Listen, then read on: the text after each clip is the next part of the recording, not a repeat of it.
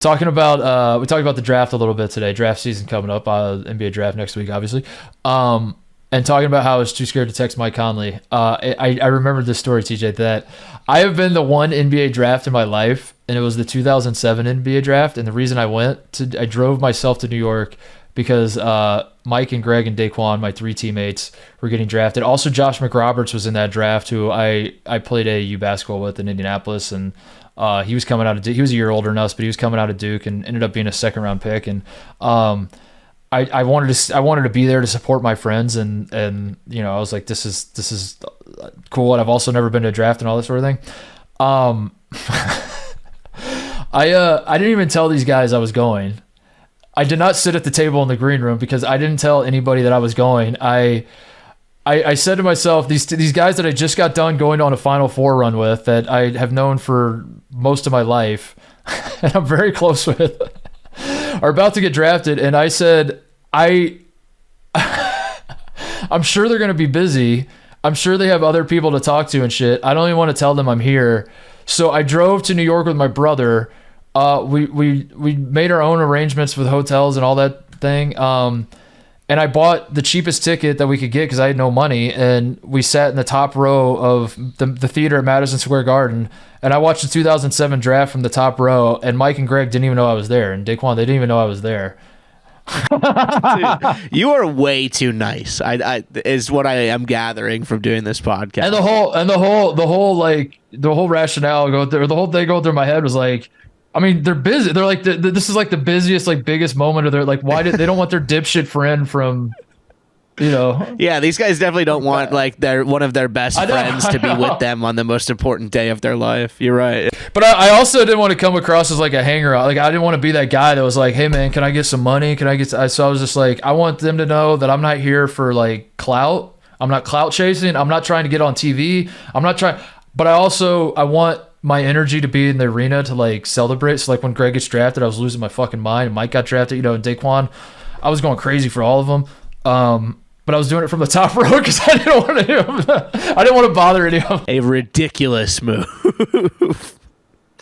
And I'm not that bad now. I've gotten better, but I'm still, I just thought that was a funny anecdote that I would share, which I'm finding, TJ, the more that I share with people, most people get a kick out of it. Most people are like, that's funny and interesting. And it's, I have appreciated people that have reached out and been like, it's good to know that like, there are other people that deal with like these social anxieties that I deal with and all this sort of thing.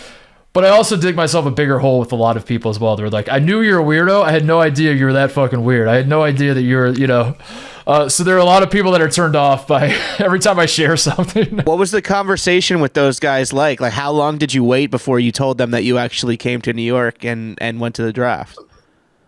They do the same thing they always do, which is like, why didn't you say something? And I was like, because you were busy. And then But I think if I remember right, that instance I actually was validated because then I said, well, what was your like? You guys, what were you doing the few days of the draft? And then Greg's like, yeah, I guess I was, yeah. So you told them like, the night of, or no? I told them like a couple days later. I don't know. Like so you flew home and they had no idea that you were there the whole time.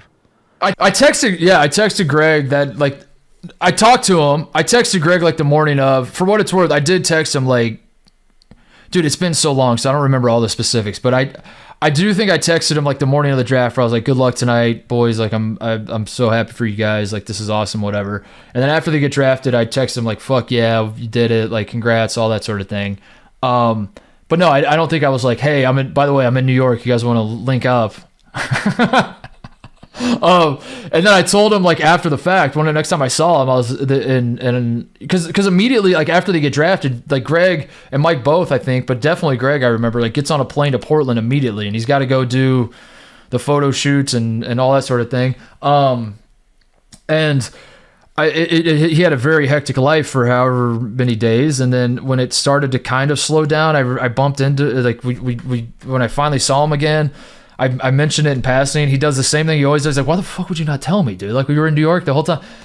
But then, like I said, I was validated because I was like, well, walk me through what your experience was like leading up to the draft. And then he's telling me all the stuff he's doing. So I was like, so Greg, when would I have saw you? Like, when would we have went and grabbed dinner or done anything? He's like, good point. I had no free time. And I was like, see, I was right. So I was right all along. I would have been a bother.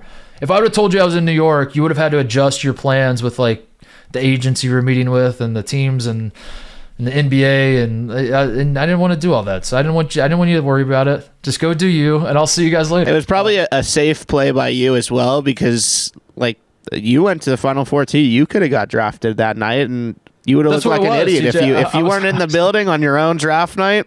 That would have been pretty stupid. It's a good point. Maybe I was there just to make sure my night wasn't cool.